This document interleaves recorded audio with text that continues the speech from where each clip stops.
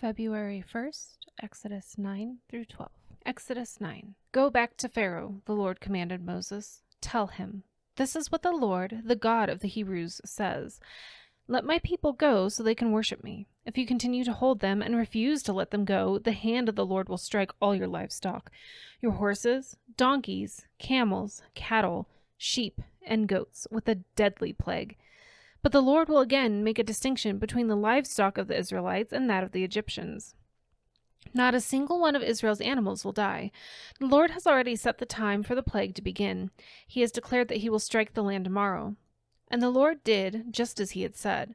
The next morning, all the livestock of the Egyptians died, but the Israelites didn't lose a single animal.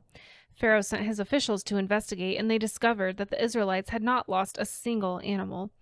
But even so, Pharaoh's heart remained stubborn, and he still refused to let the people go. Then the Lord said to Moses and Aaron, Take handfuls of soot from a brick kiln and have Moses toss it into the air while Pharaoh watches.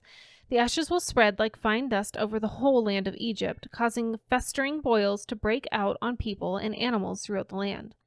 So they took soot from a brick kiln and went and stood before Pharaoh. As Pharaoh watched, Moses threw the soot into the air, and boils broke out on people and animals alike. Even the magicians were unable to stand before Moses because the boils had broken out on them and all the Egyptians. But the Lord hardened Pharaoh's heart, and just as the Lord had predicted to Moses, Pharaoh refused to listen. Then the Lord said to Moses, Get up early in the morning and stand before Pharaoh. Tell him, This is what the Lord, the God of the Hebrews, says. Let my people go so they can worship me. If you don't, I will send more plagues on you and your officials and your people. Then you will know that there is no one like me in all the earth. By now, I could have lifted my hand and struck you and your people with a plague to wipe you off the face of the earth. But I have spared you for a purpose, to show you my power and to spread my fame throughout the earth. But you still lord it over my people and refuse to let them go. So tomorrow at this time, I will send a hailstorm more devastating than any in all the history of Egypt. Quick, order your livestock and servants to come in from the fields to find shelter. Any person or animal left outside will die when the hail falls. Some of Pharaoh's officials were afraid because of what the Lord had said. They quickly brought their servants and livestock in from the fields. But those who paid no attention to the word of the Lord left theirs out in the open. Then the Lord said to Moses, Lift your hand toward the sky so hail may fall on the people, the livestock, and all the plants throughout the land of Egypt. So Moses lifted his staff toward the sky, and the Lord sent thunder and hail, and lightning flashed toward the earth.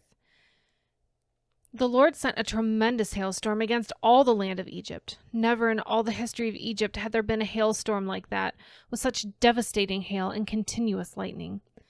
It left all of Egypt in ruins. The hail struck down everything in the open field, people, animals, and plants alike. Even the trees were destroyed. The only place without hail was the region of Goshen, where the people of Israel lived. Then Pharaoh quickly summoned Moses and Aaron. This time I have sinned, he confessed. The Lord is the righteous one, and my people and I are wrong. Please beg the Lord to end this terrifying thunder and hail. We've had enough. I will let you go. You don't need to stay any longer. All right, Moses replied. As soon as I leave the city, I will lift my hands and pray to the Lord. Then the thunder and hail will stop, and you will know that the earth belongs to the Lord. But I know that you and your officials still do not fear the Lord God. All the flax and barley were ruined by the hail because the barley had formed heads and the flax were budding. But the wheat and the emmer wheat were spared because they had not yet sprouted from the ground. So Moses left Pharaoh's court and went out of the city. When he lifted his hands to the Lord, the thunder and hail stopped and the downpour ceased. But when Pharaoh saw that the rain, hail, and thunder had stopped, he and his officials sinned again, and Pharaoh again became stubborn.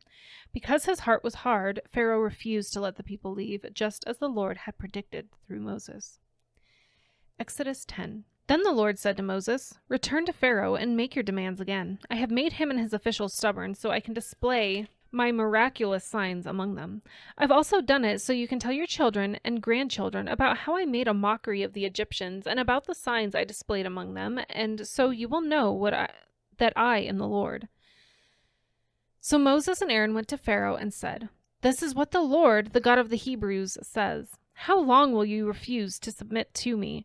Let my people go so they can worship me. If you refuse, watch out, for tomorrow I will bring a swarm of locusts on your country. They will cover the land so that you won't be able to see the ground. They will devour what little is left of your crops after the hailstorm, including all the trees growing in the fields.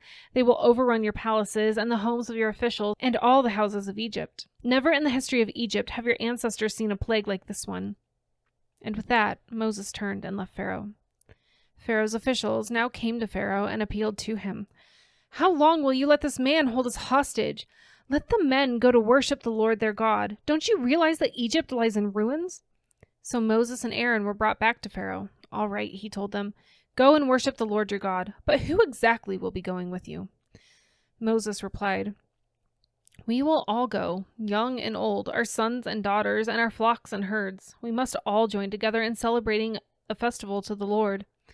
Pharaoh retorted, "The Lord will certainly need to be with you if I let you take your little ones. I can see through your evil plan. Never. Only the men may go and worship the Lord, since that is what you requested." And Pharaoh threw them out of the palace. Then the Lord said to Moses, "Raise your hand over the land of Egypt to bring on the locusts. Let them cover the land and devour every plant that survived the hailstorm." So Moses raised his staff over Egypt, and the Lord caused an east wind to blow over the land all that day and through that night. When morning arrived, the east wind had brought the locusts, and the locusts swarmed over the whole land of Egypt, settling in dense swarms from one end of the country to the other. It was the worst locust plague in Egyptian history, and there has never been another one like it. For the locusts covered the whole country and darkened the land. They devoured every plant in the fields and all the fruit on the trees that had survived the hailstorm. Not a single leaf was left on the trees and plants throughout the land of Egypt. Pharaoh quickly summoned Moses and Aaron. "I have sinned against the Lord your God and against you," he confessed. "Forgive my sin just this once and plead with the Lord your God to take away this death from me." So Moses left Pharaoh's court and pleaded with the Lord. The Lord responded by shifting the wind, and the strong west wind blew the locusts into the Red Sea. Not a single locust remained in all the land of Egypt, but the Lord hardened Pharaoh's heart again, so he refused to let the people go. Then the Lord said to Moses, "Lift your hand toward the heaven, and the land of Egypt will be covered with a darkness so thick you can feel it." So Moses lifted his hand to the sky, and the deep darkness covered the entire land of Egypt for 3 days. During all that time, the people could not see each other, and no one moved. But there was a light, as usual, where the people of Israel lived. Finally, Pharaoh called for Moses. "Go and worship your Lord," he said, "but leave your flocks and herds here. You may even take your little ones with you." "No," Moses said, "you must provide us with animals for sacrifices and burnt offerings to the Lord our God. All our livestock must go with us, too. Not a hoof can be left behind. We must choose our sacrifices for the Lord our God from among these animals, and we won't know how we are to worship the Lord until we get there." But the Lord hardened Pharaoh's heart once more, and he would not let them go. "Get out of here," Pharaoh shouted at Moses. "I'm warning you. Never come back to see me again. The day you see my face, you will die." "Very well," Moses replied. "I will never see your face again." Exodus 11. Then the Lord said to Moses, "I will strike Pharaoh and the land of Egypt with one more blow. After that, Pharaoh will let you leave this country. In fact, he will be so eager to get rid of you that he will force you all to leave. Tell the Israelite men and women to ask their Egyptian neighbors for articles of silver and gold." Now the Lord had caused the Egyptians to look favorably upon the people of Israel, and Moses was considered a very great man in the land of Egypt, respected by Pharaoh's officials and the Egyptian people alike. Moses had announced to Pharaoh, "This is what the Lord says. At midnight tonight I will pass through the heart of Egypt. All the firstborn sons will die in every family in Egypt, from the oldest son of Pharaoh, who sits on his throne, to the oldest son of his lowliest servant girl who grinds the flour. Even the firstborn of all the livestock will die. Then a loud wail will rise throughout the land of Egypt, a wail like no one has heard before or will ever hear again. But among the Israelites it will be so peaceful that not even a dog will bark. Then you will know that the Lord makes a distinction between the Egyptians and the Israelites. All the officials of Egypt will run to me and fall to the ground before me. 'Please leave,' they will beg. 'Hurry and take all your followers with you. Only then I will go.'" Then, burning with anger, Moses left Pharaoh. Now the Lord had told Moses earlier, Pharaoh will not listen to you, but then I will do even more mighty miracles in the land of Egypt. Moses and Aaron performed these miracles in Pharaoh's presence, but the Lord hardened Pharaoh's heart, and he wouldn't let the Israelites leave the country. Exodus 12. While the Israelites were still in the land of Egypt, the Lord gave the following instructions to Moses and Aaron. From now on, this month will be the first month of the year for you. Announce to the whole community of Israel that on the 10th day of this month, each family must choose a lamb or a young goat for a sacrifice, one animal for each household. If a family is too small to eat a whole animal, let them share with another family in the neighborhood. Divide the animal according to the size of each family and how much they can eat. The animal you select must be a 1-year-old male, either a sheep or a goat with no defects.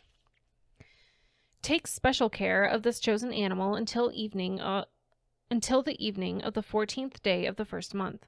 Then the whole assembly of the community of Israel must slaughter their lamb or young goat at twilight. They are to take some of the blood and smear it on the sides and top of the doorframes of the houses where they eat the animal. That same night they must roast the meat over a fire and eat it along with bitter salad greens and bread made without yeast. Do not eat any of the meat raw or boiled in water. The whole animal, including the head, legs, and internal organs, must be roasted over a fire. Do not leave any of it until the next morning. Burn whatever is not eaten before morning. These are your instructions for eating this meal. Be fully dressed, wear your sandals, and carry your walking stick in your hand. Eat the meal with urgency, for this is the Lord's Passover. On that night I will pass through the land of Egypt and strike down every firstborn son and firstborn male animal in the land of Egypt. I will execute judgment against all the gods of Egypt, for I am the Lord. But the blood on your doorposts will serve as a sign, marking the houses where you are staying. When I see the blood, I will pass over you. This plague of death will not touch you when I strike the land of Egypt. This is a day to remember. Each year, from generation to generation, you must celebrate it as a special festival to the Lord. This is a law for all time. For 7 days, the bread you eat must be made without yeast. On the first day of the festival, remove every trace of yeast from your homes. Anyone who eats bread made with yeast during the 7 days of the festival will be cut off from the community of Israel. On the first day of the festival, and again on the 7th day, all the people must observe an official day for holy assembly. No work of any kind may be done on these days except in the preparation of food. Celebrate this festival of unleavened bread, for it will remind you that I brought your forces out of the land of Egypt on this very day.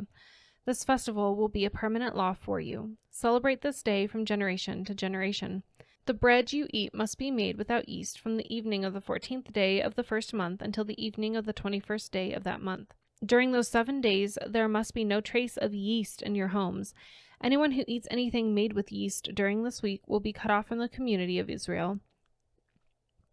These regulations apply both to the foreigners living among you and to that of native-born Israelites. During those days, you must not eat anything made with yeast. Wherever you live, eat only bread made without yeast. Then Moses called all the elders of Israel together and said to them, Go. Pick out a lamb or a young goat for each of your families and slaughter the Passover animal. Drain the blood into a basin.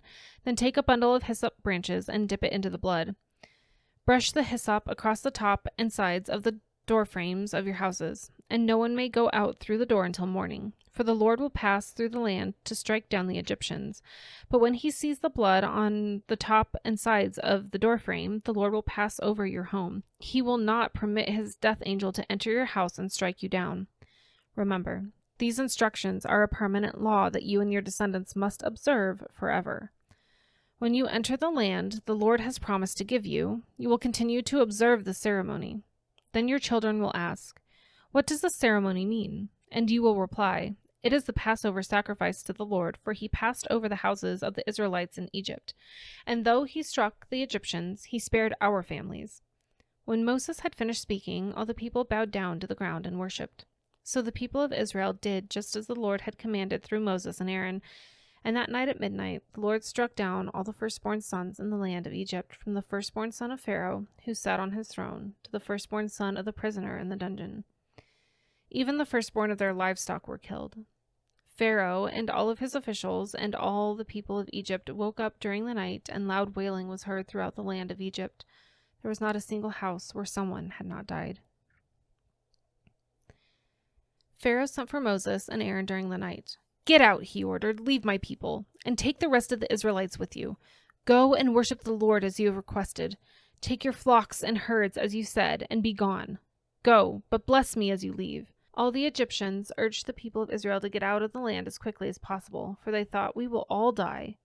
The Israelites took their bread dough before yeast was added. They wrapped their kneading boards in their cloaks and carried them on their shoulders. And the people of Israel did as Moses had instructed. They asked the Egyptians for clothing and articles of silver and gold. The Lord caused the Egyptians to look favorably on the Israelites, and they gave the Israelites whatever they asked for. So they stripped the Egyptians of their wealth. That night, the people of Israel left Ramses and started for Succoth. There were about 600,000 men, plus all the women and children. A rabble of non-Israelites went with them, along with great flocks and herds of livestock. For bread, they baked flat cakes from the dough without yeast they had brought from Egypt. It was made without yeast because the people were driven out of Egypt in such a hurry that they had no time to prepare the bread or other food. The people of Israel had lived in Egypt for 430 years. In fact, it was on the last day of the 430th year that all the Lord's forces left the land. On this night, the Lord kept his promise to bring his people out of the land of Egypt. So this night belongs to him, and it must be commemorated every year by all the Israelites, from generation to generation. Then the Lord said to Moses and Aaron, "These are the instructions for the festival of Passover. No outsiders are allowed to eat the Passover meal, but any slave who has been purchased may eat it if he has been circumcised. Temporary residents and hired servants may not eat it. Each Passover lamb must be eaten in one house. Do not carry any of its meat outside, and do not break any of its bones. The whole community of Israel must celebrate this Passover festival. If there are foreigners living among you who want to celebrate the Lord's Passover, let all their males be circumcised. Only then may they celebrate the Passover with you like any native-born Israelite. But no uncircumcised male may ever eat the Passover meal." This instruction applies to everyone, whether a native-born Israelite or a foreigner living among you. So all the people of Israel followed all the Lord's commands to Moses and Aaron. On that very day, the Lord brought the people of Israel out of the land of Egypt like an army.